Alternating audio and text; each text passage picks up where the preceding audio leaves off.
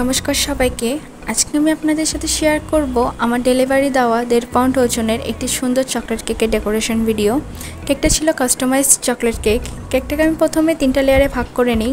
প্রত্যেকটা লেয়ারে chocolate ganache, chocolate cream দিয়ে কোট করে নিই। দেন অল্প কিছুটা ক্রিম দিয়ে কেকটা ক্রাম্পড করে ফ্রিজে রাখি সেট হওয়ার জন্য।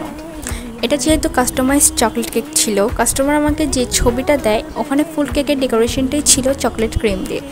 তো আমি চকলেট ক্রিম দিয়ে কেকের ফিনিশিং করে নিচ্ছি।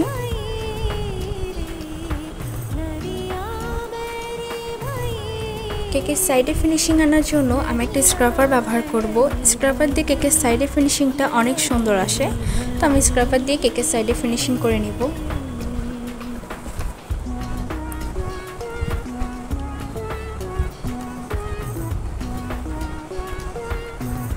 আর যেখানে ক্রিমের দরকার আমি সেখানে অল্প কিছুটা ক্রিম দিয়ে আবার কেকটা ফিনিশিং করে নেব স্ক্রাপার দিয়ে।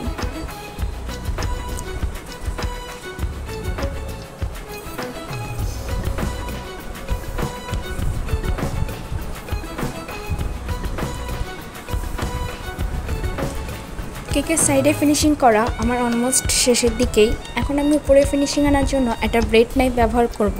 আর ব্রেড নাইফ দিয়ে কেকের সাইডে একটা ডিজাইন করে নেব।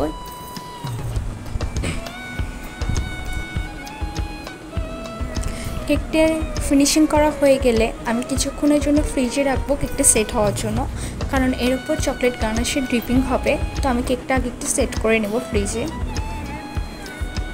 কেকটা বের করে আমি চকলেট গানাশের ড্রিপিং দিয়ে দিচ্ছি। এটা ডার্ক চকলেট গানাশ। আর আপনারা নিজেরাই দেখতে পাচ্ছেন আমার এখানে চকলেট গানাশের ড্রিপিংটা কত সুন্দর করে পড়ছে। আমি চকলেট গানাশটা ড্রিপিং করা হয়ে গেলে আমি কেকটা আবার ফ্রিজে রাখবো গানাশটা সেট হওয়ার জন্য।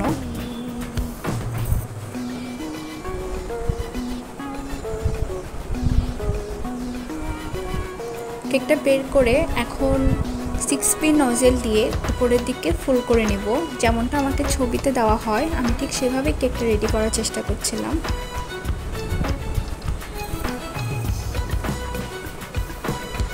এখন এখানে ছোট সাইজের হোয়াইট সুগার বল দিয়ে আমি ডেকোরেশন করে নেব।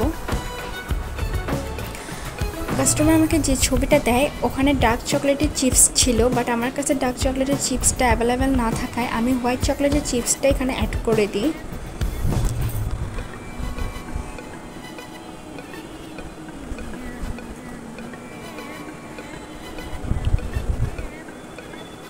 আমার হোয়াইট চকলেটের চিপস দিয়ে কেক ডেকোরেশন করা প্রায় শেষের দিকেই।